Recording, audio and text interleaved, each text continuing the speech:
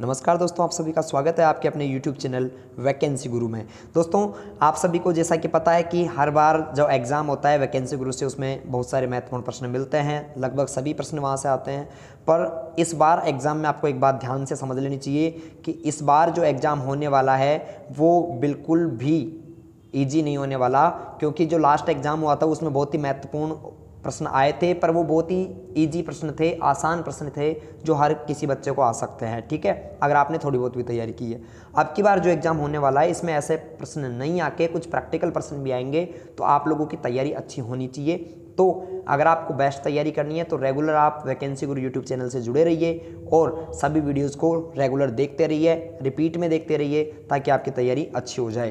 दोस्तों, अब हम वीडियो पर चलते हैं। ये जो महत्वपूर्ण जानकारी मेरे पास आई थी मैंने आप तक सर्व कर दी। आप भी इसको दूसरों के पास फैलाएं और वैकेंसी गुरु के सभी वीडियोज़ को देखें। अगर आपने मोबाइल ऐप डाउनलोड नहीं किया तो वहाँ से तैयारी करें। कैसे भी आप तैयारी करें वैकेंसी गुरु से जुड़कर, पर आपको तैयारी अवश्य करनी चाहिए। अब हम चलते हैं क्वेश्चन नंबर 1 पर।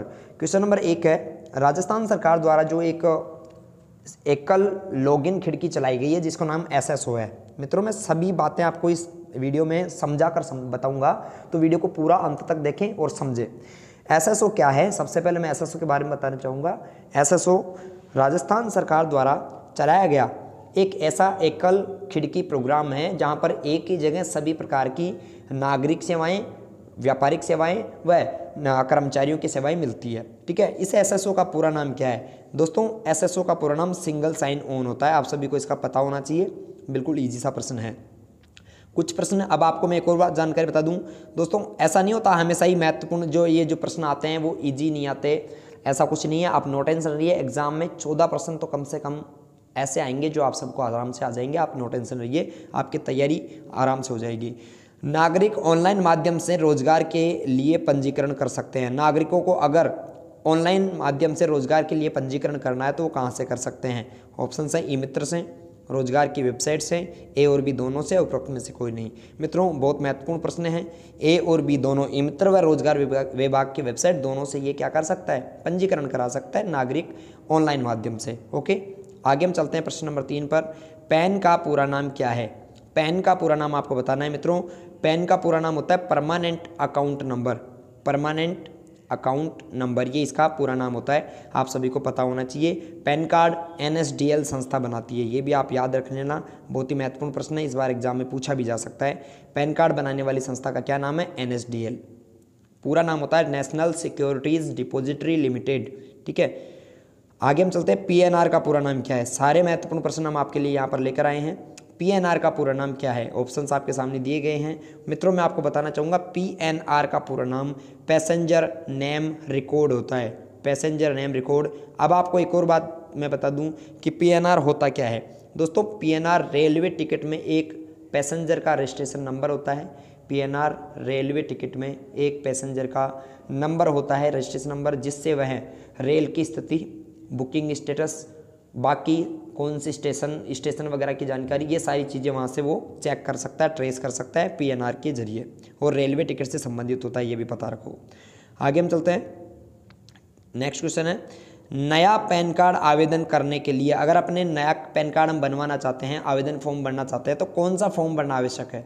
नया पैन आवेदन करने के लिए हम फॉर्म 49A भरते हैं। ठीक है, फॉर्म 49A और NSDL की वेबसाइट से ये भरवाया जाता है, ये भी आपको पता होना चाहिए। आगे हम चलें।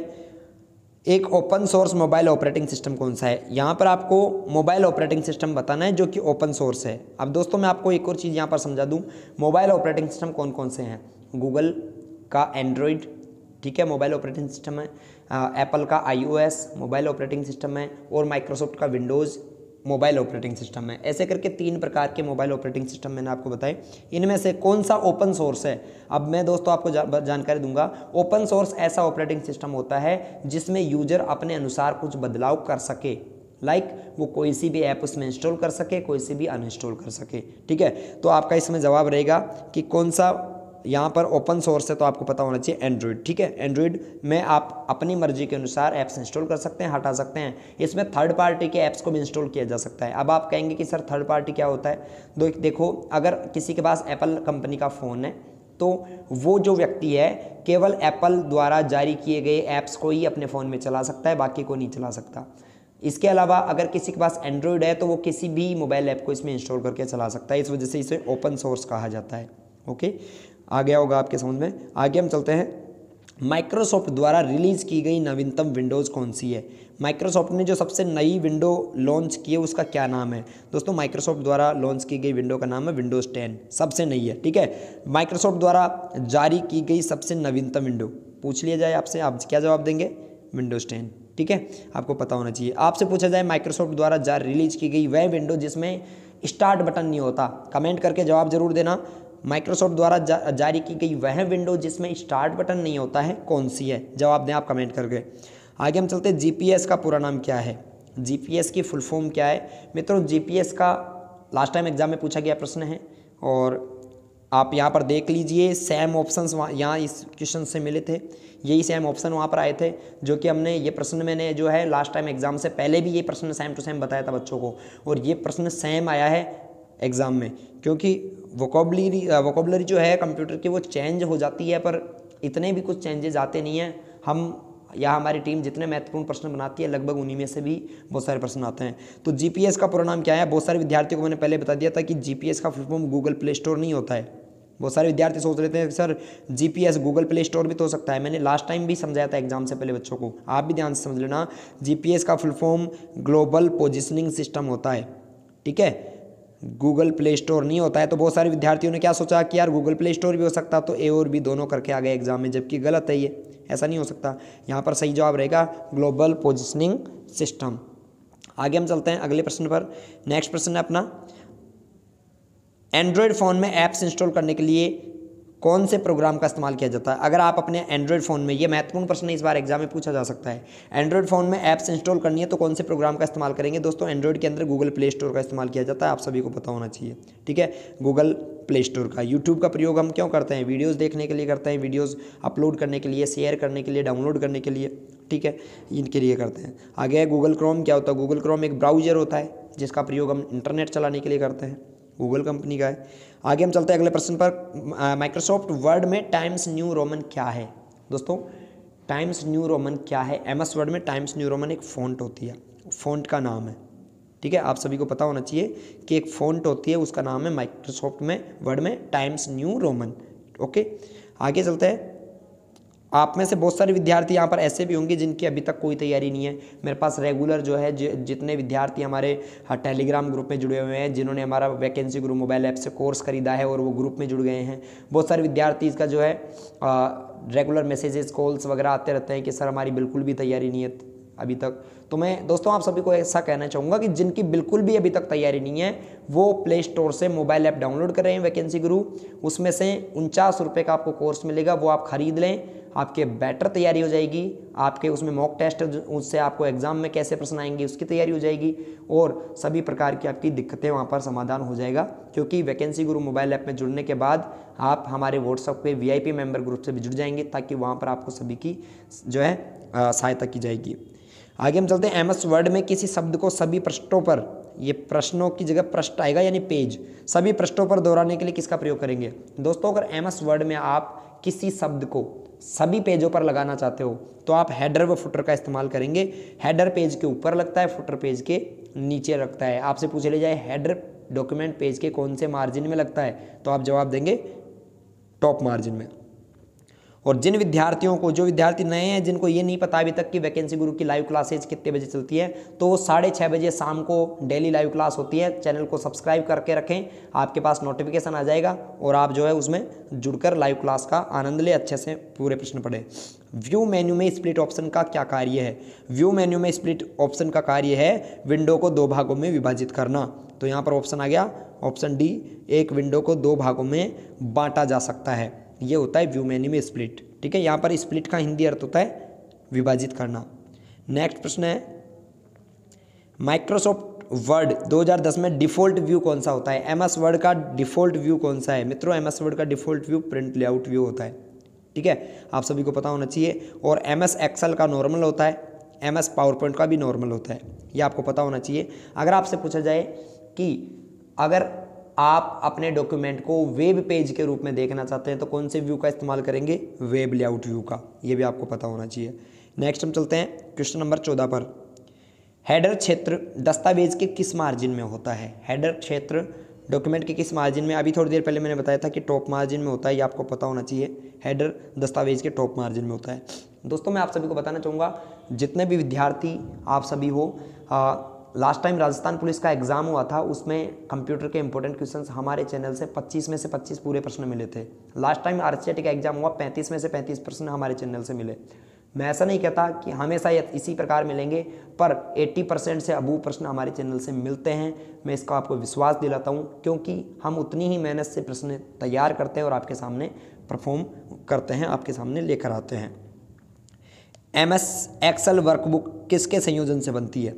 MS एक्सेल की जो वर्कबुक है वो किन किन से मिलकर बनती है? मित्रों MS एक्सेल की जो वर्कबुक है वो वर्कशीट और चार्ट दोनों से मिलकर बनती है। वर्कशीट व चार्ट इसका सही जवाब रहेगा। अगर आपको भी ये सही आता था, इसका मतलब आप सही कर रहे हैं। और दोस्तों आप सभी से मेरी गुजारिश ये रहेगी कि वीडियो को लाइक अवश्य करें, ठीक है, और अपने दोस्तों के साथ ज़्यादा से ज़्यादा शेयर करें। सबका इसमें फ़ायदा होना चाहिए, सारे विद्यार्थियों को ये प्रश्न मिलने चाहिए। अगर एक कंप्यूटर में एक से अधिक प्रोसेसर हैं तो उसे क्या कहा जाता है? मित्रों बहुत ही महत्वपूर्ण प्रश्न है। अगर एक कंप्यूटर में एक से अधिक प्रोसेसर होता है तो उस कंप्यूटर में जो प्रोसेसर होता है उसको मल्टी प्रोसेसर कंप्यूटर कहा जाता है, मल्टी प्रोसेसर। अगर हम एक कंप्यूटर में एक से ज़्यादा एक साथ काम करते हैं तो उसे मल्टीटास्किंग कहा जाता है। एक कंप्यूटर में एक साथ एक से अधिक कार्य करना मल्टीटास्किंग, और एक से अधिक प्रोसेसर हो तो उसे मल्टी प्रोसेसर कहा जाता है। नेक्स्ट हम चलते हैं अगले प्रश्न पर। स्टोरेज युक्ति USB का विस्तारित नाम क्या है? यानी USB का फुल फॉर्म क्या है, ये आप लोगों को पूछा गया है। मित्रों USB का पूरा नाम यूनिवर्सल सीरियल बस होता है, यूनिवर्सल सीरियल बस। जैसे कि आप देख रहे हैं बी ऑप्शन इसका सही जवाब है। मित्रों मैं आप सभी को एक और जानकारी देना चाहूँगा, अगर आप और महत्वपूर्ण प्रश्न जैसे वीडियो देखते हैं उसके बाद फ्री रहते हैं तो आप vacancyguru.in वेबसाइट पर जाएं, गूगल में सर्च करें वैकेंसी गुरु, और वहाँ से वेबसाइट में जाके कंप्यूटर के बहुत ही महत्वपूर्ण प्रश्न यहाँ पर दिए गए हैं। कुछ मॉक टेस्ट भी यहाँ पर दिए गए हैं, वहाँ से मॉक टेस्ट दे लीजिए, और जो कि फ्री है, फ्री ऑफ कॉस्ट है, यहाँ से आप फ्री में पढ़ सकते हैं। अगर आपको कंप्लीट कोर्स ही खरीदना है तो फिर आप मोबाइल ऐप डाउनलोड कर लीजिए, उसमें से कोर्स खरीद लीजिए, ठीक है। आगे चलते हैं। 1 बाइट कितने बिट्स के बराबर होता है? 1 बाइट में कितने? दोस्तों 1 बाइट बराबर होता है 8 बिट, ये आपको पता होना चाहिए। महत्वपूर्ण प्रश्न है, लिख लेना इसको, ठीक है। 1 बाइट में 8 बिट होते हैं, ये आपको पता होना चाहिए। बिट क्या होता है दोस्तों? बिट मेमोरी यूनिट की सबसे छोटी इकाई होती है। मेमोरी की सबसे छोटी इकाई बिट कहलाती है, और 8 बिट में 1 बाइट बनता है। आगे चलते हैं। इनमें से ऑनलाइन भुगतान के लिए उपयोग में नहीं लिया जाता, किसका प्रयोग हम ऑनलाइन भुगतान में नहीं करते? मित्रों ऑनलाइन भुगतान में क्रेडिट कार्ड का यूज़ करते हैं, डेबिट कार्ड का भी करते हैं, इलेक्ट्रॉनिक नकद का भी करते हैं। कैश का इस्तेमाल ऑनलाइन भुगतान में नहीं किया जाता। आपको ये प्रश्न इस प्रकार भी पूछा जा सकता है कि ई कॉमर्स में कौन कौन सी भुगतान प्रणाली है, ई कॉमर्स में कौन सी भुगतान प्रणाली है? तो अगर ऐसा ऑप्शन आए तो उसमें कैश भी रहता है। ई कॉमर्स यानी ऑनलाइन व्यापार करने में, ऑनलाइन कोई वस्तु खरीदे तो उसमें कैश का भी ऑप्शन रहता है, कैश ऑन डिलीवरी भी दे सकते हैं। पर यहाँ पर पूछ रहा है ऑनलाइन भुगतान करने के लिए, अगर आपको ऑनलाइन ही चुकाना हो, ठीक है, तो फिर यहाँ पर कैश इसका सही जवाब रहेगा, क्योंकि ऑनलाइन कैश तो हम चुका नहीं सकते, ये तो ऑफलाइन होता है, तो इसका सही जवाब रहेगा ऑप्शन डी। अगला प्रश्न है, स्पीकर किस प्रकार का डिवाइस है? दोस्तों स्पीकर, मैं आपको एक छोटा सा ऐसा ट्रिक दिखाता हूँ, बताता हूँ। उस ट्रिक से आप जितने भी विद्यार्थी हैं आप सभी को सारे आउटपुट डिवाइस के नाम याद हो जाएंगे। आप ऐसा सोचें कि सर आउटपुट डिवाइस का कोई ऐसा तरीका बताओ जिससे हमें 1 मिनट में सारे आउटपुट डिवाइस याद हो जाए। तो आप ध्यान से समझ लेना, ये जो मैं कहने जा रहा हूँ, किसी भी डिवाइस के नाम में अगर लास्ट में ER या OR आ जाए, किसी भी डिवाइस के नाम में लास्ट में ER आ जाए या फिर OR आ जाए, वो आउटपुट डिवाइस होता है। लिख के रख लेना अपनी नोट्स बुक में कि किसी भी डिवाइस के नाम में अगर लास्ट में ER आ जाए या फिर OR आ जाए, जैसे monitor, printer, speaker, plotter, projector, ये सारे क्या है? आउटपुट डिवाइस है। सब में ER या OR आ रहा है लास्ट में, ठीक है। अब आप ऐसा कहेंगे कि सर स्कैनर में भी ER आता है, तो मित्रों आप एक बात ध्यान रखें, स्कैनर इनपुट डिवाइस है। तो परिभाषा में कुछ बदलाव कर देता हूँ। परिभाषा क्या है?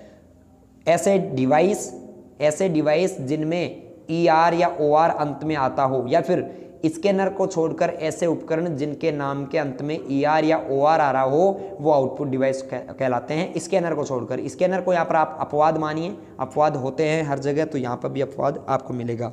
ठीक है, किसी भी डिवाइस के नाम में ER या OR आ जाए तो आउटपुट डिवाइस मान लेना, एग्जाम में आपका प्रश्न सही हो जाएगा। आगे हम चलते हैं, माउस किस प्रकार का डिवाइस है। अभी मैंने उदाहरण दिया था आपको, माउस में ER या OR आ रहा है कि नहीं आ रहा है, MOUS होता है, यानी कि इनपुट डिवाइस है। ठीक है, आउटपुट डिवाइस में आता है ER या OR। आगे हम चलते हैं, निम्न में से किस सर्च इंजन का विकास माइक्रोसॉफ्ट ने किया। माइक्रोसॉफ्ट द्वारा जारी किया गया सर्च इंजन कौन सा है। ऑप्शंस आपके सामने, बीइंग, याहू, गूगल और अल्टा विस्टा।